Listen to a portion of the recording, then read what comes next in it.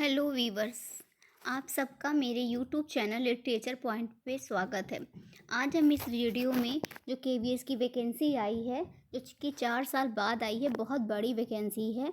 तो इस वीडियो में केवीएस की वैकेंसी के बारे में डिटेल में पूरा चर्चा करेंगे कि केवीएस के रिगार्डिंग आपको पीआरटी में क्या सिलेबस है, टीजीटी में क्या सिलेबस है एंड पीजीटी में क्या सिलेबस है।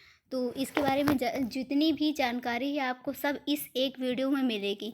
तो वीडियो को प्लीज़ पूरा देखिएगा। चलिए शुरू किया जाए।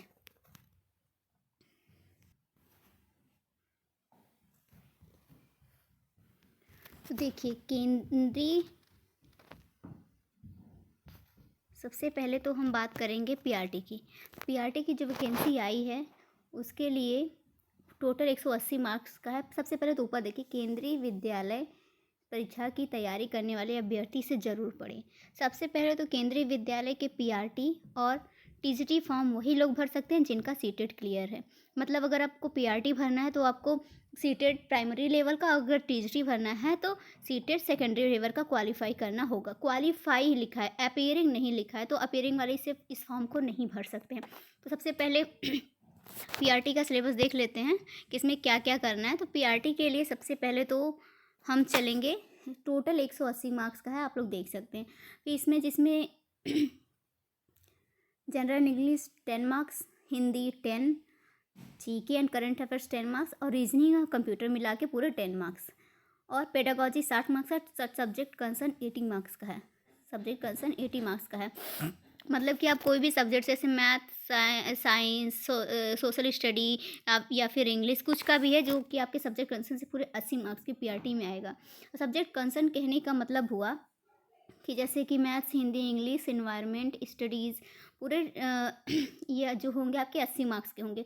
और 60 मार्क्स का जो है आपका इसमें इंटरव्यू होगा, जिसमें से 30 मार्क्स आपका डेमो क्लास का होगा और 30 मार्क्स का आपका इंटरव्यू होगा। ठीक है, ये तो बात हुई पीआरटी की, पीआरटी की बात हुई। तो चलिए अब टीजीटी के बारे में देखते हैं कि क्या दिया गया है। सबसे पहले टीजीटी के लिए जो टोटल मार्क्स है वो पूरा 180 मार्क्स का है। फिर जनरल इंग्लिश 10, हिंदी 10, कंप्यूटर इसमें 5 मार्क्स का है, पर जीके करंट अफेयर्स जो है इसमें 10 मार्क्स का है। यहाँ पास रीजनिंग दे दिया है, रीजनिंग 5 मार्क्स का। और इसमें जो पेडागोजी है वो पूरे 40 मार्क्स के हैं। और इसमें आपका जो सब्जेक्ट कंसर्न है वो पूरे 100 मार्क्स है। ऊपर जो पीआरटी का था उसमें 80 मार्क्स का था, पर सब्जेक्ट जो टीजीटी का है वो पूरे 100 मार्क्स के है। और इसमें भी इंटरव्यू 60 मार्क्स का है। अब बात करते हैं पीजीटी का। तो पीजीटी के लिए आपको ये भी 180 मार्क्स का ही, आप देख सकते हैं पूरे 180 मार्क्स का है ये भी। इसके लिए भी 10 marks general English, 10 marks Hindi, GK and current affairs के भी 10 मार्क्स है, प्लस रीजनिंग और कंप्यूटर के 5 मार्क्स ईच है। तो ये पूरे 10 हो गए। और 40 मार्क्स पेडागोजी के हैं। सब्जेक्ट कंसर्न इसमें भी जो है पूरा 100 मार्क्स का है, आप देख सकते हैं। और जो पीजीटी का है उसमें जो आपके सब्जेक्ट कंसर्न रहेंगे वो आपके इस ग्रेजुएशन लेवल के रहेंगे। मतलब कि आपका जो सब्जेक्ट, जो भी आप सब्जेक्ट चॉइस करते हैं, चाहे इंग्लिश हो, चाहे हिंदी हो, चाहे मैथ हो, चाहे सोशल स्टडी हो, लेकिन इसमें जो टॉपिक आएंगे वो आपके ग्रेजुएशन लेवल के रहेंगे। और जो टीजीटी है उसमें केवल सेकेंडरी 12th लेवल के रहेंगे। ये बात इन दोनों को अलग करता है कि टीजीटी का फॉर्म भरना है आपको कि पीजीटी का फॉर्म भरना है। आप किस लेवल तक आपकी तैयारी रख सकते हो उसे रिगार्डिंग आप टीजीटी का फॉर्म भरिए या फिर पीजीटी का फॉर्म भरिए। तो आगे चलते हैं, कुछ इम्पॉर्टेंट बातें भी हैं इसमें जो कि हमें जानना ज़रूरी है, तो वो जान लेते हैं। जैसे कि देखिए, टीजीटी के लिए BCom, BCA, BTech, biotechnology, industrial chemistry के स्टूडेंट ये फॉर्म नहीं भर सकते। मतलब इसमें जो बीकॉम वाले हैं, बीसीए वाले हैं, बीटेक वाले, ये सब फॉर्म नहीं भर सकते हैं। और इसके लिए कुछ इंपॉर्टेंट रूल दिया गया है कि कौन लोग फॉर्म भर सकते हैं, वो देख लेते हैं। सोशल स्टडी वाले वही लोग फॉर्म भर सकते हैं जिनका ग्रेजुएशन में या फिर हिस्ट्री पेपर में हो या फिर ज्योग्राफी में, 2 में से एक सब्जेक्ट उनका होना चाहिए ग्रेजुएशन में, तभी आप टीजीटी का फॉर्म सोशल स्टडीज़ से भर सकते हैं, अदरवाइज़ आप नहीं भर सकते। फिर टीजीटी मैथ की बात करते हैं तो उसमें भी यही दिया है कि वही फॉर्म भर सकते हैं जो ग्रेजुएशन में मैथ्स के साथ इनमें से कोई 2 सब्जेक्ट हो। मतलब आप टीजीटी कर रहे हैं प्लस मैथ के सब्जेक्ट से, तो आपको या फिर ग्रेजुएशन में फिजिक्स केमिस्ट्री हो, या फिर केमिस्ट्री इलेक्ट्रॉनिक्स हो, या फिर फिजिक्स कंप्यूटर साइंस हो। मतलब इतने जितने दिए हैं, physics chemistry electronics computer science, statistics, इन तीनों में से मतलब इन सब में से किसी दो सब्जेक्ट को किसी दो सब्जेक्ट में आपका वो ग्रेजुएशन होना चाहिए। टीजीटी के रिगार्डिंग ये बात कही गई है। और टीजीटी में जो साइंस वाले हैं स्टूडेंट, उनको बॉटनी, जूलॉजी या केमिस्ट्री में से आप देख सकते हैं कि जिनका ग्रेजुएशन में ये तीनों में से एक सब्जेक्ट हो वो टीजीटी साइंस भर सकते हैं। तो आगे चलते हैं, कुछ और भी इम्पोर्टेंट बातें दी गई हैं। ये ऑफिशियल नोटिस है, केवीएस की तरफ से ऑफिशियल नोटिस है, वही हम आपको बता रहे हैं। तो प्लीज़ सारी बातें ध्यान से सुनिए अगर आप ये वैकेंसी में इंटरेस्टेड हैं। तो देखिए, जिन अभ्यर्थी का कॉम्बिनेशन पेपर मैच नहीं कर रहा वो अभ्यर्थी तीसरी परीक्षा के लिए योग्य नहीं माने जाएंगे। मतलब जो ऊपर दिया गया है कि ये सब्जेक्ट का इसमें से दो सब्जेक्ट में से होना चाहिए आपका ग्रेजुएशन में से। जैसे कि अगर सोशल स्टडी वाले भर रहे थे, मैंने बताया आपको, ऊपर बताया हुआ है कि सोशल स्टडी में या फिर हिस्ट्री होना चाहिए ग्रेजुएशन में आपका, या फिर ज्योग्राफी होना चाहिए। दोनों में से एक होना चाहिए, तभी आप सोशल स्टडी के लिए अपेयर डाल सकते हैं, एलिजिबल हैं। तो यही बात हुई थी, मतलब ये होना चाहिए, कॉम्बिनेशन होगा तभी आप टीजीटी के लिए फॉर्म भर सकते हैं। योग्यता मानी गई है, तो बात कर लेते हैं किसकी कितनी क्या योग्यता होनी चाहिए। तो पीआरटी की सबसे पहले बात की गई है। पीआरटी परीक्षा हेतु इंटरमीडिएट 50% अंकों के साथ डीएलएड आवश्यक है या फिर बीएड होना चाहिए। अगर आपने पीआरटी के फॉर्म आप भरना चाह रहे हैं तो उसमें सबसे पहले तो आपका इंटरमीडिएट में 50% अंक होना चाहिए, प्लस आपने या फिर डीएलएड किया या फिर बीएड किया है। इन दोनों में से दोनों ही डिग्रियाँ मान्य होंगी। और साथ में आपको सीटेट जो प्राइमरी लेवल का है वो क्वालिफाई माना जा गया है। अपीयरेंस वाले इसमें नहीं माने गए हैं क्योंकि अपीयरेंस वाले फॉर्म नहीं भर सकते, ऐसा केवीएस की ये डिटेल ऑफिशियल डिटेल में माना गया है। तो जो इनका सीटेट क्वालिफाई है पेपर फर्स्ट, वही पीआरटी का फॉर्म भर सकते हैं।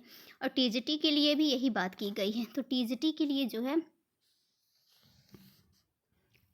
50% अंकों के साथ आपका पहली बात तो स्नातक होना चाहिए, फिर दूसरी बात कि बीएड होना चाहिए। और इसमें जो सीटेड पेपर सेकंड, यानी कि जो माध्यमिक लेवल का सीटेड है सेकेंडरी लेवल का, वो आपका क्वालिफाई होना चाहिए, ना कि अपीयरेंस होना चाहिए। मतलब आपने क्वालिफाई कर लिया है तो आप टीजीटी के लिए अप्लाई कर सकते हैं, अदरवाइज़ आप नहीं कर सकते। पीजीटी की बात करें तो पीजीटी के लिए भी स्नातकोत्तर डिग्री में, मतलब आपके एमए मतलब पीजी डिग्री में 50% अंकों के साथ बीएड होना चाहिए।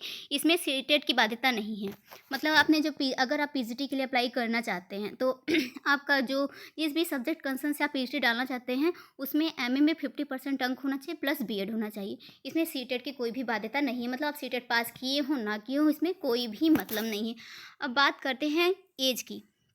एज कितना मांगा गया है। तो एज की बात करें तो पीआरटी परीक्षा हेतु अधिकतम 30 वर्ष, टीजीटी परीक्षा हेतु अधिकतम 35 वर्ष, पीजीटी परीक्षा हेतु 40 वर्ष कैटेगरी के अनुसार उनमें छूट दे सकते हैं। मतलब अगर आपको पीआरटी भरना है तो आपको 30 वर्ष, टीजीटी भरना है तो आपको 35 वर्ष एवं पीजीटी के लिए 40 वर्ष अधिकतम ये बताया गया है कितना आपका होना चाहिए अगर आप हैं तो भी फॉर्म भर सकते हैं, इसके ऊपर वाले नहीं भर सकते हैं।